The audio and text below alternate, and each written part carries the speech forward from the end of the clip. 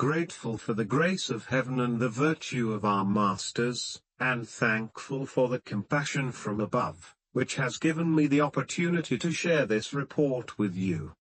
Today's lesson is the fearfulness of ignorance. Dear virtuous ones, we often hear a saying, "The ignorant are not guilty." Have you ever heard this phrase? Do you think it makes sense? Do you think the ignorant are not guilty is reasonable? I once gave an analogy, saying, ignorance is the most frightening. Why would we say so? Let me give you an example. Take iron, red-hot iron. After red-hot iron cools down, is it still burning hot? Yes, it is still very hot. So, is it true that the ignorant are not guilty? The enlightened beings explained, this iron is burning hot. If you don't know it is red hot and you touch it, you will definitely get burned. But if you know it is red hot iron, you would never touch it. Even if you must pick it up, you would do everything possible to protect yourself, right? So, dear virtuous ones, ignorance is not guiltless, it is in fact far more serious. That is why this lesson we share today is, the fearfulness of ignorance. When you are ignorant, it is truly frightening. You may commit mistakes without even realizing it. So let us return to the text itself, drawing upon the wisdom of sages and enlightened beings to admonish us, to help us truly understand the fearfulness of ignorance. The first. The unknown is not fearful. What is fearful is the lack of wisdom. Dear friends, when it comes to the unknown, ordinary people usually feel afraid. Just as when computers first came out, imagine, back then, people felt computers were inconvenient, because you had to input data before they could function. At the beginning, it felt troublesome. But in the end, computers replaced many other tools. So, the enlightened ones compassionately tell us, the unknown itself is not fearful. What is fearful is lacking the wisdom to accept it.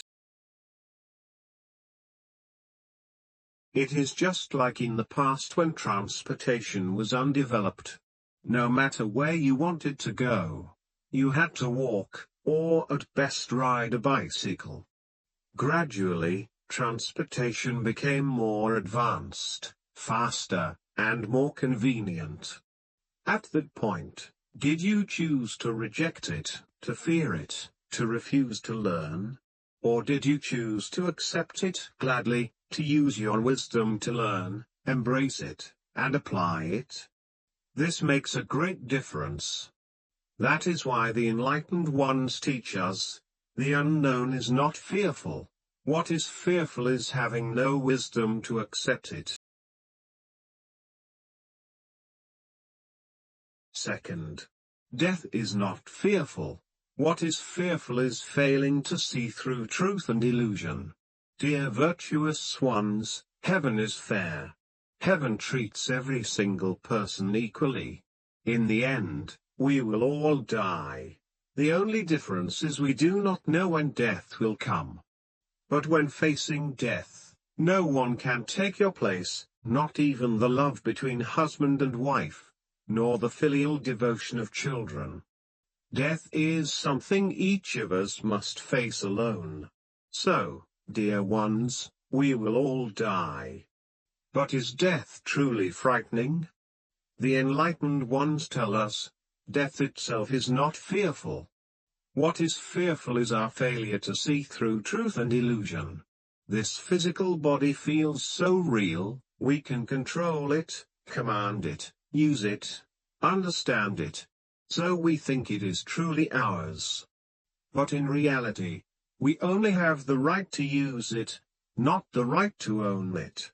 As long as this breath is still within us, we can command the body as if it were ours. But ultimately, this body is composed of many elements. of many conditions coming together.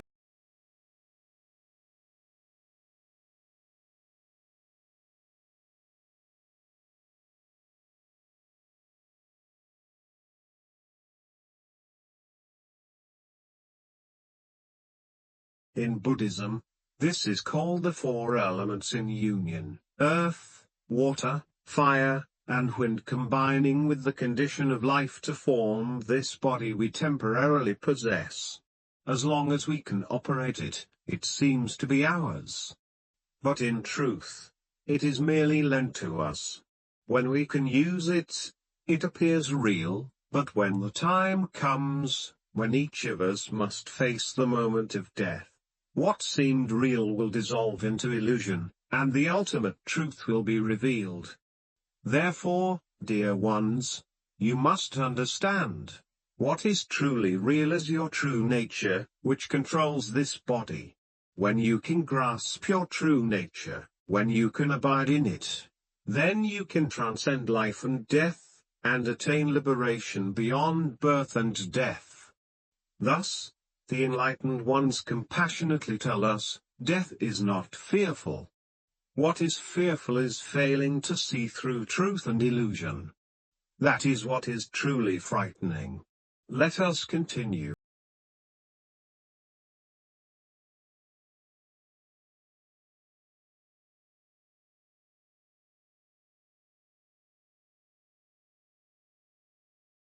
The third. Pressure is not fearful. What is fearful is leisure without goals. Dear virtuous ones, each of us often says, I don't want pressure, because pressure makes people uncomfortable. But actually, pressure helps us grow. That is why it is said, affliction is body. Look at a balloon. If you give it more pressure, it bounces higher. In the same way, pressure helps us grow, helps us progress. Pressure itself is not fearful. What is fearful is having no goal, wasting time. Dear virtuous ones, a person with goals will keep moving forward toward them. Each pressure becomes a stepping stone, lifting him upward. But without goals, those very pressures that could have been stepping stones turn into stumbling blocks. So, dear virtuous ones, the enlightened ones compassionately remind us, pressure is not fearful. What is fearful is leisure without goals, for that is a waste of time. Let us now return to the text to continue our exploration.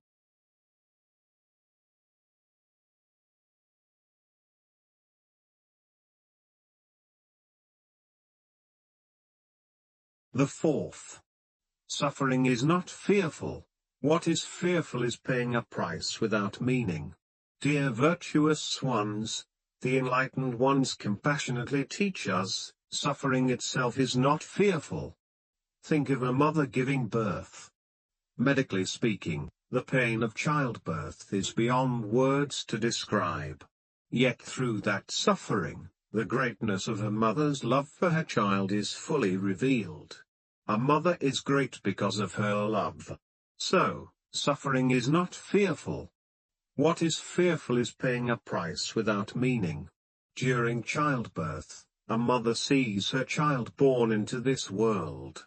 Though she suffers greatly, she sees hope, she sees the future.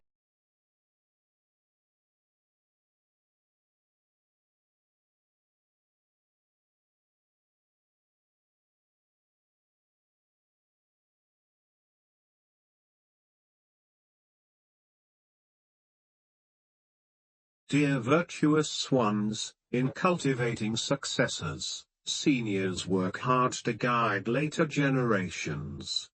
Is it tiring? Yes, very tiring. Especially when the juniors are ignorant, unclear, or even misunderstanding. At those times, the seniors truly suffer. But the enlightened ones compassionately tell us, such suffering is nothing. Because when we understand the meaning and value behind this hardship, we know that through our efforts, sentient beings may ascend to heaven's register, remain in the human realm, and even transcend birth and death. When suffering carries such meaningful value, that suffering can no longer be called suffering. Let us now return to the text to continue our exploration.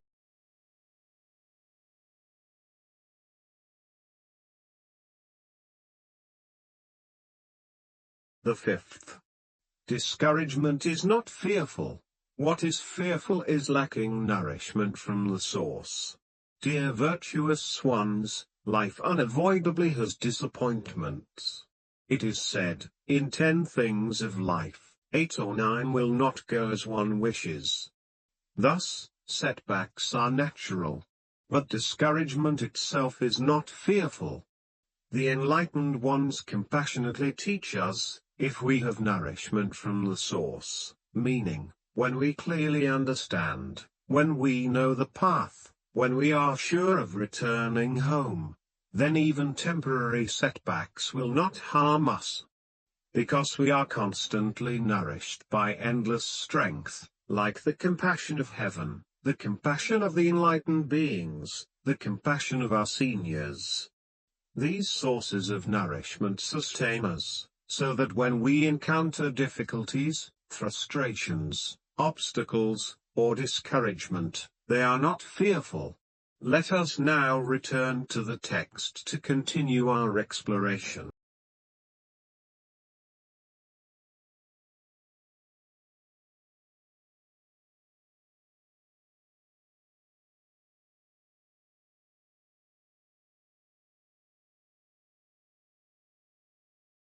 The sixth. Simplicity is not fearful. What is fearful is lacking the support of faith. Dear virtuous ones, is simplicity good? Yes, simplicity is very good. But in today's complicated society, simplicity may be taken advantage of, may be deceived, may be bullied. Yet the enlightened ones compassionately tell us, for those cultivating the way, the simpler we are, the better. Why? Because we have faith to support us. Faith allows us to live a simple life, to return to simplicity more and more.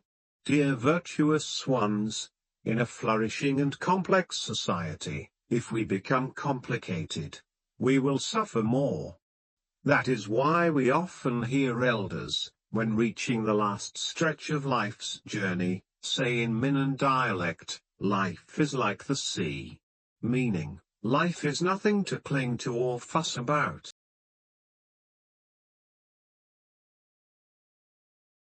Why? Because in the end, we all realize, life is merely a journey through this world. Thus it is said, when a man is about to die, his words are kind. When a bird is about to perish, its cry is sorrowful. We must all face death. But because we have faith to support us, though we may be simple, we need not worry or fear. We will not be deceived by simplicity, because faith brings forth wisdom. So, dear virtuous ones, the enlightened ones compassionately tell us, simplicity is not fearful. What is fearful is lacking the support of faith. Let us now return to the text to continue our exploration.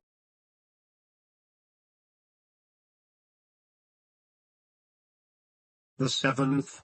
When others do not respect me, it is not their problem, it is because I lack talent and virtue. Dear virtuous ones, sometimes we wonder, why do others not respect me? In a group, perhaps you have a certain position or identity. Naturally, we hope others value us, do not neglect us. But the enlightened ones compassionately remind us, when others do not respect me, do not blame others first. Instead, reflect on yourself. Perhaps I lack ability, because I have no talent, others do not respect me. With this perspective, your heart will be at ease. You can remain in the group and continue forward. When others do not respect me, it is because I lack talent. When I fail to do my duty, it is because I lack virtue. Think about it. When you see someone else, do you respect them, or not? When you respect others, it shows that you have wisdom and virtue, because you are able to appreciate them.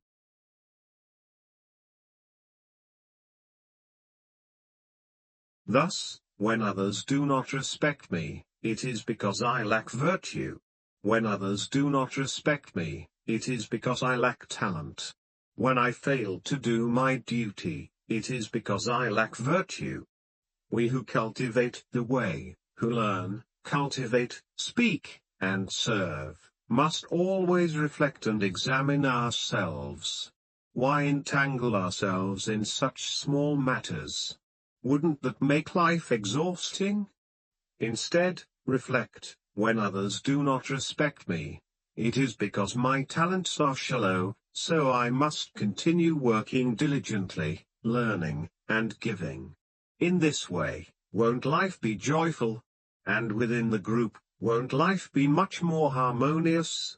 And when we see others, we must treat them with respect.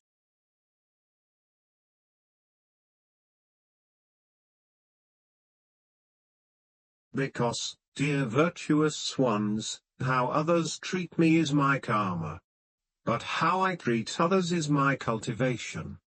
Please remember this saying, how others treat me is my karma. How I treat others is my cultivation. So, when others do not respect me, it is because I lack virtue. When others do not respect me, it is because I lack talent. Let us now return to the text to continue our exploration. The eighth. When others do not accept me, it is because I lack ability. When I do not accept others, it is because I lack magnanimity. Dear virtuous ones, sometimes we feel that in a group, we are unnecessary, as though our presence is not needed. When such a thought arises, we must reflect, is it because I lack ability, that I appear redundant in this group? If so, then I must bring out my talents, so that everyone may embrace me and I may truly blend into the group. Thus it is said, when others do not accept me, it is because I lack ability. But now let us imagine, can I accept others? Can my eyes and heart make room for others? At this moment, we must place ourselves in the shoes of others and reflect, even if others do not accept me, it is because I lack ability. But I must show my magnanimity, to embrace others, without fearing that they may take my place. Dear virtuous ones, remember this. For a group to grow and flourish, there must be mutual acceptance. You embrace me, I embrace you. When others cannot accept me, I must reflect, am I lacking ability? How can I improve myself? This makes the group progress. At the same time, I must remind myself, I must accept others, because I have magnanimity. And when you have magnanimity, you naturally can embrace others. So, the enlightened ones compassionately teach us, when others do not accept me, it is because I lack ability. When I do not accept others, it is because I lack magnanimity. Let us now return to the text to continue our exploration.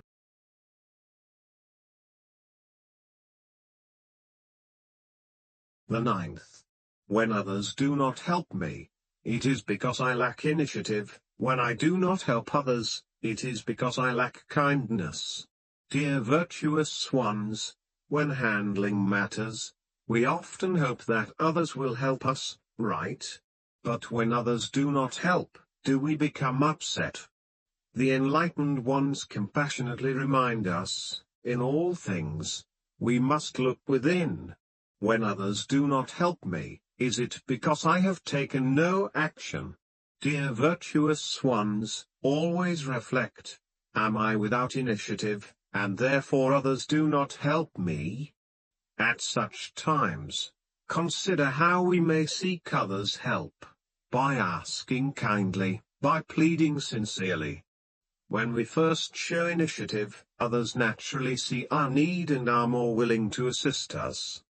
Thus, the enlightened ones compassionately say, when others do not help me, it is because I lack initiative. And what about when I do not help others? It is because I lack kindness. The 10th. No beauty of face can compare to the smile of compassion. Dear virtuous ones, in today's society, many people value appearance above all else. Once, people thought only women cared about looks. But now, even men are highly concerned with appearance. Yet the enlightened ones compassionately tell us, no matter how beautiful the face, no matter how youthful the features, they cannot compare to the smile of compassion. Why do we all love the Buddhas and Bodhisattvas? Because they have compassionate smiles. They need no powder or lipstick, yet they radiate comfort and peace. Dear virtuous ones, if you have a compassionate and radiant smile, without powder or lipstick, you naturally shine forth. As the saying goes, the face is born of the heart. Your outward appearance reflects your inner state.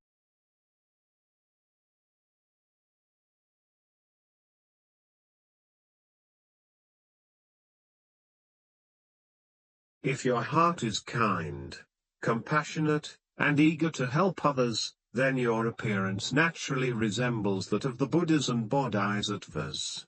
But if your heart is filled with jealousy, ugliness, or malice, your expression will make others feel uneasy, even fearful. No matter how much powder or lipstick is applied, it cannot hide this. Thus, the enlightened ones compassionately tell us, no beauty of face can compare to the smile of compassion.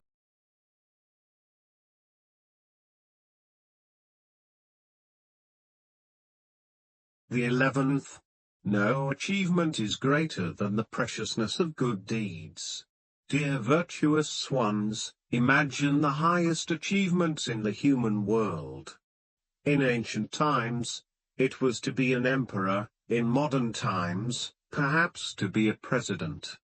Yet no matter how high the achievement, when the time comes, one must step down. And when that time comes, will people still remember you? Thus, the enlightened ones compassionately teach us, no achievement is greater than the preciousness of good deeds. Dear virtuous ones, let us reflect on history. The sages, saints, and enlightened beings of various traditions, while living in this world, they too were once human. At that time, they did not necessarily hold high worldly achievements. But they carried hearts of compassion, devoted to goodness, to saving others.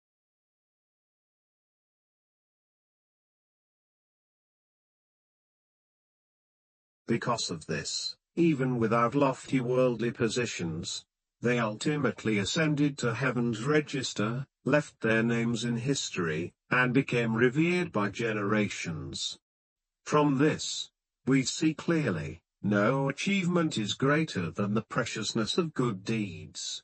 So, dear virtuous ones, instead of chasing ever higher worldly achievements, why not ground ourselves in daily practice, performing one good deed each day?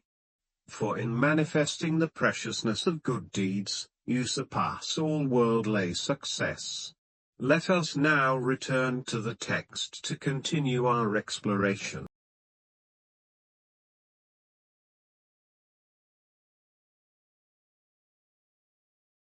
The 12th. No pleasure in the world surpasses a tranquil heart. Dear fellow seekers, Each of us longs for enjoyment. That's why, when holidays arrive, people flock to remote places, quiet retreats, scenic spots, or even travel abroad. Yet sometimes, vacations can be more exhausting than work. Have you ever felt that way? At work, you may simply follow a routine 9-to-5 schedule. But on vacation, you might climb mountains, travel long distances, or go sightseeing overseas.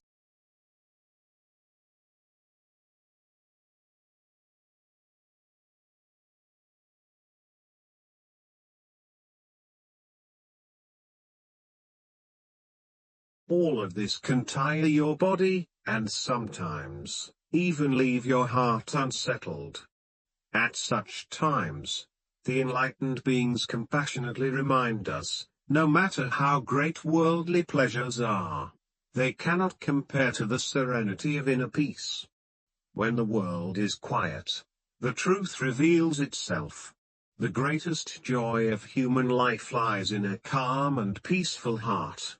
When your heart is at peace, you don't need long journeys or grand escapes. You naturally feel as though you are bathed in the warmth of spring. Thus, the enlightened ones teach us, no pleasure is greater than the serenity of peace.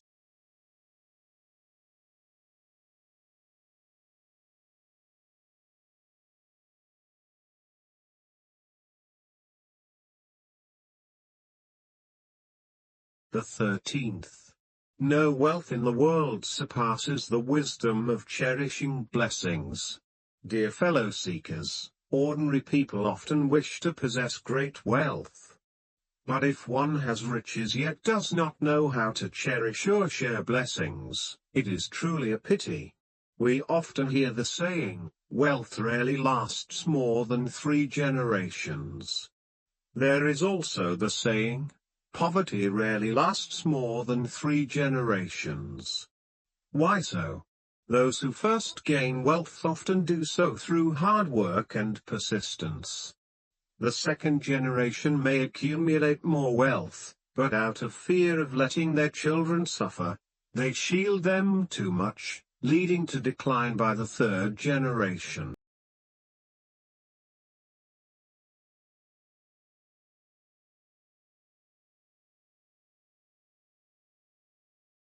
On the other hand, families in poverty rarely stay poor for more than 3 generations. Because hardship pushes them to learn, to strive, and to give their best effort. By the third generation they often rise and transform their destiny. Yet, the enlightened beings remind us, no matter how much wealth you possess, it cannot surpass the wisdom of cherishing blessings. Only when you live each day with gratitude and use your resources to benefit others does your wealth become truly noble.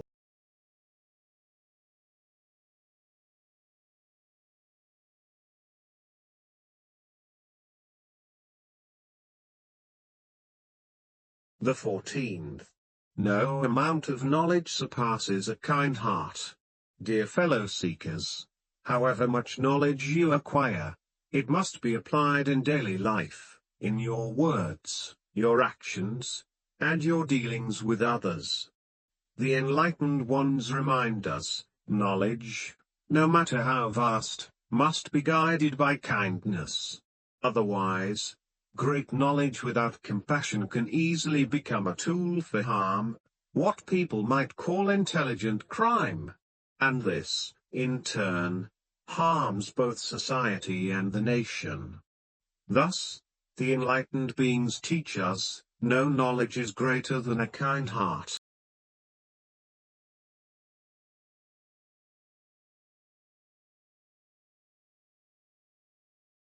The 15th. No profound realization surpasses the act of giving in the moment. Dear fellow seekers, when we experience realization of the truth, we feel deeply grateful for heaven's grace and our teacher's guidance. But even greater than realization is the moment when we put giving into practice. when we extend help to others, when our small acts of giving bring forth gratitude and joy in the hearts of those we help, at that moment, the impact, the awakening, and the resonance within us is beyond words. With just a simple phrase, "Thank heaven's grace and the virtues of our teachers," we can experience the profound beauty of giving in the moment. Blessings to you.